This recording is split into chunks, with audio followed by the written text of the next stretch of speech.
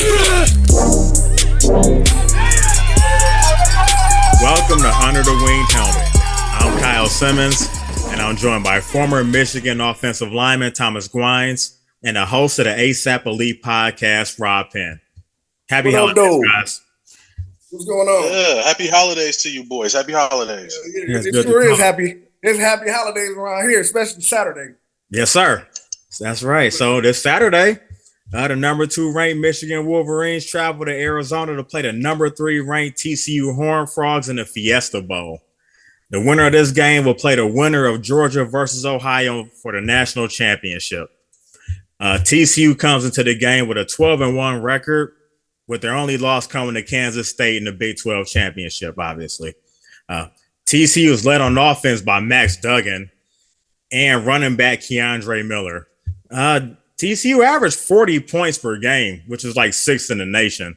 So, Thomas, what are the Wolverines going to need to do to move on to the national championship? I mean, as far as I'm concerned, it's 4 things. We got to keep their quarterback in the pocket. That young man did show during the Big 12 championship game that does have the ability to run. Mm-hmm. We also need to contain their running back. The running back, in my opinion, is a good mix between our Blake Corum, meaning that he shows good quicks and vision between the tackles, but he also shows good open field speed, i.e. Donovan Edwards. So contain those 2 individuals right there.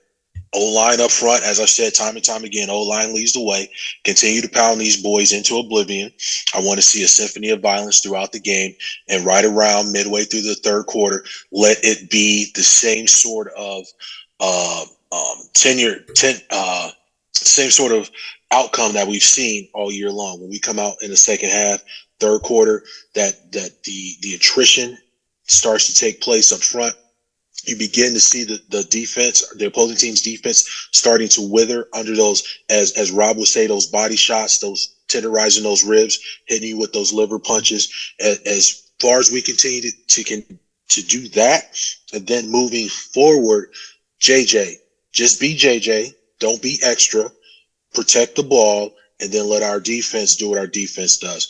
And at the end of the day, too, I think Jake Moody is going to have a big game. Continue to put points on the board. I don't care if it's 3 or 6. Well, I do care. But at any point in time, we had the opportunity to score. Let's make sure we're getting those points. So, Rob, before I get to it, I want to compliment the jersey first. Thank you, man. I want to show all love my old lady, you know what I'm saying, confidence for that young Christmas gift, you feel me? Yeah, Merry Christmas, right? You sell it. Good man. So what's the key to this game? What are we going to really need to do? What's the number 1 focus with this one? We just need to stick to the script. You know, drag them in them deep waters like we've been doing all season. Yes. You know, that's what it's about. First of all, Max Duggan and Miller, you know, they're pretty solid. Let's not get it twisted. But that is not a C.J. Stroud and a Henderson. That's the thing. But we can't look past them. Don't forget, these boys are down south. They're from Texas, and they can play some ball. And they are big and they are fast. But like you said, we're going to lean on them. We have better coaches, and we're going to outlast them. Body shots, like I say, tenderizing ribs. Like, you know what I'm saying? Get that cheese all melted like TG was having, you know what I'm saying? Hey, man, raise up off my nachos. Come out here and expose them. Now, see what's going on. Kansas State, they led the blueprint to how to beat this team. You know, they beat them down, and Max pretty much, you know, what do you have? 15 rushes for 110 yards? That was crazy. That's not going to happen against us. You know, we're going to contain them. We're going to beat up their offensive line. I seen a prediction earlier that it was 38-31 Michigan. I don't see that. You know, you said that they were number 6. What was that, number 6 scoring in the nation? Did you say that? Yeah, points per game. Yeah, number 6. 40 points. At 41? Yeah, 40 and a half, I think. About. What are we? We close to that, huh? We got to be. A little less, I think. Yeah, close to it, though. We're in the neighborhood, but we're in the neighborhood in the Big Ten. First of all, we talked about how the Big 12 is down this year. You know, yesterday I had the liberty of going to see Wisconsin and Oregon State down at Chase Field here in downtown Phoenix. And I saw Wisconsin beat the crap out of Oklahoma State on their front line. I mean, I think they rushed for over 250 yesterday, easily. That's the same pedigree, the same thing that's going to happen Saturday. Right now, the Big Ten is up, when it comes down to national power ranking. We're just going to outlast them, man. We're going to hit them in the mouth. We're going to get out of here. Get on the SoFi. So, yeah, SoFi, Thomas, how do you think where we headed? Well, I'm going to say this, ladies and gentlemen. When the Wolverines make it down to the Valley of the Sun and continue to, as Rob continues said, we're going to continue to move forward with the script that we've shown all year long. What I am hoping for that this time off, that some of our key guys have had the ability to heal up, able to get past some of these nicks and bruises, some of these owies and injuries, things of that nature. And I'm hoping that we are closer to being at 100% full strength coming into this game. I think that's going to be critical for us as far as getting a dub, but also getting those guys that may have been banged up, getting them back in game shape, game mentality. Because when we get ready to go to SoFi, and you're hearing it first right here, ladies and gentlemen, the Wolverines will be in SoFi. I don't care who we play, but the Wolverines are looking to play for the national championship. It's been since 1997. It's time for us to bring the chip back to good old Ann Arbor and continue to flex our muscle. We got the prettiest helmets in the country. We got a great team. We got a great coaching staff. So I'm just looking forward to some highlights. Yours truly will be in LA for the Natty. And I'm looking to have a great plane ride back with nothing but teeth showing and dimples. And at the end of the day, hey, did you play football in Michigan? Why, yes, I did.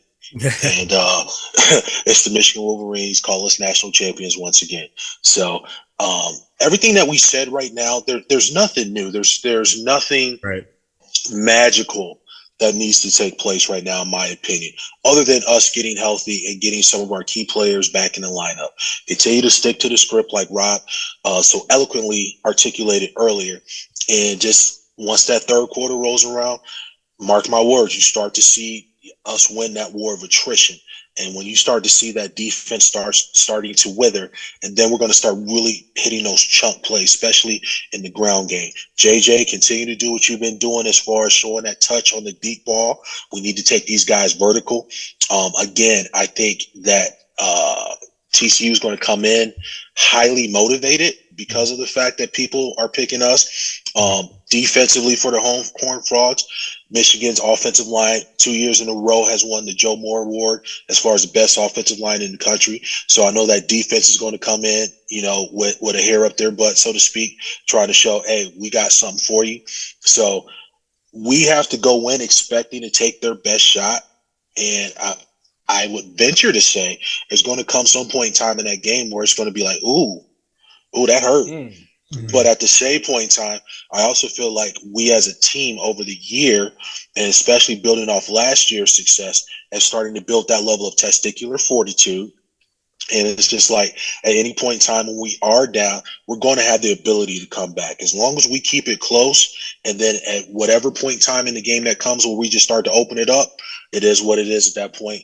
And it's going to be nothing but smooth sailing. Yeah. So before we go to the predictions, as usual, Thomas, I've been wanting to ask you this for a few weeks now. You've played in some big-time bowl games, man, some big ones. So I just wanted to get a story or two, any memories of some bowl games you played in? My freshman year, when we played in the Rose Bowl, we beat Washington. And I didn't play, but I did get a lot of TV time that day. I was a redshirt freshman. And there was a club in, I think it was South Central, I'm guessing. It was called First Kings. I doubt if it's still standing, but if anybody in the LA South Central area that may be watching this podcast has ever heard of First Kings, oh boy, there was a lot of per diem being spent that night. I should say that week. It was an interesting time. And, like I said, this is a PG, family-friendly show. But all I would say is that a majority of the per diem that was given out during that week ended up at one location. Great times. And what the really cool thing about... You was paying for someone's education? For some young lady's education? Hey, look, I support single mothers. But at that time, the really cool thing about going to the bowl games, though, even my last one, we played in I want to say it was the Outback Bowl, or I forgot. We were down in Tampa. We played them, and we lost by 2 points. Should have won the game. I'm still mad at you, Brian Greasy, because you fell, and it should have been a touchdown. But what was really cool about a lot of the bowl games that we went to was just our just the ability for us to just kind of hang out with the boys in a new environment, go see different things, and just really it gave us a time to bond. You spend so much time at the football building, up on campus, everything else, and it kind of becomes monotonous. And when you get away in a new environment, and especially a couple of days before game time, and you can really start to see the galvanizing effect of being away from the norm and coming back to, hey, we're having a great time. Now it's time for us to start dialing in. It's time to start putting that work in. And then, after, we get the dub, we're wide open once again. Greatest bowl game story, though, and I'll tell you a little bit more offline. We played in the Holiday Bowl down in San Diego. We played Colorado State, gave them the business. The security dude comes in and says, hey, whatever you guys do, don't go to Tijuana. Well, what do you think the first thing we did as soon as we got some free time? Mexico. Right. Straight to Tijuana. No, we were straight to Tijuana. Hey, Taquero Taco Bell. I don't know. But right. It was some massive stories behind that one too, man. So yeah, definitely when you and I get together over some beers at a later place and destination, we can definitely delve deeper into some of those stories. But good time all the way around. And the really cool thing is now being on the other side of it, and once we go to SoFi and everybody has made the trip down to Phoenix as players, really getting an opportunity to kind of relive some of this stuff. The current day players, I'm sure they're having a great time. I'm sure their bowl gifts are way better than ours. But for us to kind of get back, and especially a lot of your old teammates, and being able to relive some of this stuff, I think it's a beautiful thing. So I'm definitely looking forward to linking up with some of the boys and just, kind of reliving our time together back when we were the young bucks out there on the field. So it's going to be a good time. And I'm definitely looking forward to bringing this natty back to Ann Arbor. That's some good stuff right there. So we're going to get to the predictions. We're going to start with Rob. Yeah. How you call it? I call it Michigan 45-23. Oh, wow. Hell yeah. Woo, big Hell wow. yeah. Press the gas on that one, huh? 45-23. Let's get it. Right, hey, and I want to know about these stories in depth too. I want to know about the Michigan State story. I want to know about Oh yeah, like I said, this is a family show. This is a family show. But yeah, my prediction, I'm looking at us. I'm going to say 45-36. Too much credit. 45-36. All right, yeah. Question real quick. Does TCU beat Ohio State? I'm going to say yes, and the reason why I say yes is I don't think C.J. Stroud is that guy. I think in our game, he got exposed. Pressure bust pipes. And if you're able to get to C.J., and even if you're not getting sacks, but if you're making him consistently uncomfortable, he's going to make bad decisions. He has not shown if you make any college quarterback move up their square, they're going to make bad decisions. Well, my point being is this. CJ has not shown me the ability to withstand that pressure, to be mobile, but still being able to put the ball where it's supposed to go, or just make the proper decision. Do I throw it? Do I run it? Do I run out of bounds? Do I throw it out of bounds? Whatever the case may be, I think when CJ gets under consistent pressure, he becomes a little bit shell-shocked, and his game definitely begins to deteriorate. How many times have you saw that happen? Once. I definitely saw it against us. Mm-hmm. Once. Now, the other caveat to that too is that I'm not really that impressed with O State's offensive line. There you go. A lot of things you got to go back to when we start comparing. Let's make sure we're comparing apples to apples. I've been saying it time and time again. A lot of times people were given, in my opinion, were giving us way too much credit. I'm like, dude, you got to look at who we were playing. And then once we stepped up our level of competition, then I think you can start to take a real assessment as far as how good we really are. Now, we have proved that throughout the course of the season. The schedule is the schedule, but everybody was talking about the last game of the season. And in that last game of the season, hey, we showed out. So I think our body of work has been solidified for the season thus far. When you look at those other guys, you got to go back and look at who they were playing. And I don't really feel like that they really had that much of a test either until they played us. Now, when you talk about O State playing Michigan, i.e. the game, in my humble opinion, all parties out there, whatever your position is, you're supposed to be playing. That's supposed to be your top level A game.